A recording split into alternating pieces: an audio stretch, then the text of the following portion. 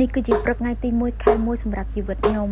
ចំពោះគេប្រហែលជាស្មើនឹងគេអត់តន់ក្រោកទេយ៉ាងព្រោះយប់មិញគេនៅឆ្លងឆ្នាំមកចំណែកខ្ញុំវិញគឺអត់បាននៅឆ្លងឆ្នាំទេគឺដេកផ្ទះធម្មតានេះមុខអ្នកដេកផ្ទះដែរគេ happy សម្រាប់ថ្ងៃទី1ខែ1ឆ្នាំថ្មីគេសប្បាយឃើញចានឆ្នាំងនៅផ្ទះច្រើនហើយចំណែកខ្ញុំវិញដោយសារតែថ្ងៃហ្នឹងកូនរបស់ខ្ញុំខូចខ្ញុំដើរត្រេងត្រាំងពេញហ្នឹងអត់បានជួយធ្វើការងារអីទេសម្រាប់ថ្ងៃហ្នឹងផងដែរគ្រួសាររបស់ខ្ញុំព្រឹកឡើងគឺក្រោកធ្វើបបរគ្រឿងញ៉ាំហ្មងដោយសារតែលឺម្ដាយក្មេករបស់ខ្ញុំហ្នឹងគាត់លូថាបានត្រីធំអញ្ចឹងគាត់ចង់ញ៉ាំបបរគ្រឿងហើយកណ្ដំគ្នាធ្វើម្នាក់ម្ដាយមួយជើងពេលដែលកំពុងធ្វើឃើញចៅរបស់ខ្ញុំមើលឡើងអាក្រក់ខ្លាំងមែនតើពាក្យក្អាអញ្ចឹងទៅឃើញគាត់ស្លៀកពាក់អញ្ចឹងហើយខ្ញុំចង់ឲ្យថតត្រែនគេទៅអញ្ចឹងល្បីធ្វើដើរទឹកណិតប៉ុន្តែចៅអត់សហការសោះយំពេញហ្នឹង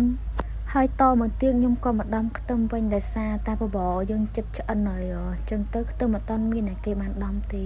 សម្រាប់ដើមឆ្នាំ2026My ជីវិតគឺមានតែប៉ុណ្្នឹងទេបងប្អូនទាំងអស់គ្នាអរគុណសម្រាប់តាមដាននិងទស្សនាវីដេអូរបស់ខ្ញុំដល់ចប់អរគុណជម្រាបលា